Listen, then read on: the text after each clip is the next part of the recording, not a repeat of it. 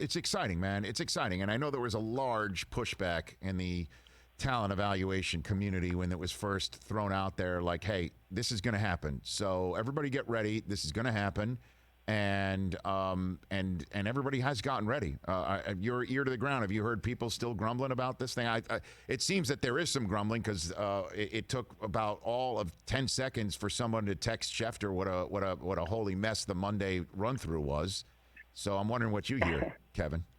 Yeah, I think GMs are starting to get a handle on this, and now they're kind of excited in the same way they're always excited. I talked to Brandon Beane last week, the Bills GM, and he was talking about how normally you get the prospects in the building and you get to interact with them, and he was worried you weren't going to be able to get the same read on a guy. Is the guy a jerk? Is he going to stare at his phone? Is he going to be unreliable? And you're going to miss that part of it. And Beane told me, well, actually, the guys who would have missed their flight last year, they're just not showing up for their Zoom calls, or they're not responding to texts from GMs who want to set up an appointment or whatever. And so you're not really missing a whole lot from the eval process. I think GMs who want as much information as possible are always uncomfortable with the idea that they were going to miss some pieces. I think they're understanding how to get that information now in a different way. I think the people who were against it, who at the beginning of this process are still against it, but not 100% against it. I think most people are like Brandon Beane, where they've learned to understand the new reality of it, and they're okay with this whole thing, and they understand this can be a normal draft, picks-wise, if not, work-wise. So are you saying that missing a Zoom call or not responding to texts from a general manager in the NFL being sent to a prospect immediately, or if at all, that's the new red flag in the evaluation? Is that what you're saying? Yeah, I mean, it's part of it. It's part of it, and it's funny because, Rob Gronkowski visited the Patriots, 9 years ago and fell asleep in his meeting, his pre-draft meeting. Famously, Bill Belichick has told that story on the NFL Network. Yep. And so I think that it is a red flag to have a bad visit. And even though it's not, obviously not fatal. And I think that in lieu of flights and talking to the driver, how they treat the driver is always a big thing at these things. You're not going to get that. So the closest thing you're going to get to that in this process is, did they get on the Zoom call at the time they were going to? Beane told me that there were guys who had 3 Zoom calls set up with 3 different people in the organization.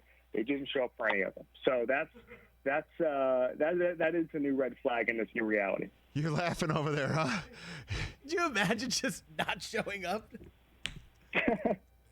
This is your job. This is like a job interview, but you can't do it remote. So you're doing it remotely, and you're just like, I'm just going to blow it off. Have you heard, Kevin, have you heard maybe that there's a red flag because a prospect accidentally shared their screen and showed what was on their screen?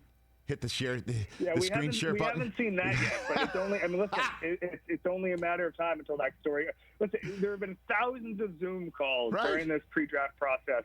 I'm sure one guy accidentally shared his screen. I mean, there were a couple. John Schneider said this on the conference call the other day. One guy was just in bed the whole time, just hanging out and watching TV and just talking to the Seahawks. So this is these guys are getting a new perspective on some of these prospects, and again, you can learn a lot about them. So that's amazing. Give me some more information on that one with Schneider. Is that somebody's zooming in and they're just like, I'm not getting out of bed for you? Yeah, he said it in a press conference yesterday. Schneider did. So I guess it's just guys who are saying, you know what? Hey, it's work from home. I'll have, I'm in my sweatpants. No need to move. No need to move for my pre-draft. By the way, and that's the team, the mantra, always compete. That might be out of all 30, well, the Belichick, do your job. How many teams that's a bad team to choose to just not get out of bed for your Zoom. Say to Pete Carroll, yeah, I know you look at absolutely everything that I do is my desire to whether you want to compete. And then because we'll give you a chance if you do buy in to always compete, just look at our quarterback. Right? Look at Shaq Griffin, and the kid doesn't get out of bed or out of his sweatpants. Bad choice. That's a bad choice. Yeah. Schneider did mention in the press conference that there were people who wore ties to their pre-draft call. I do that. Of course, professional. The exact opposite. Hey, I'll share with you, Kevin. Last night, I did an entire show on NFL Network from my desk left position in my office, suit and tie, suited, but not booted. I was wearing shorts the entire time. You know?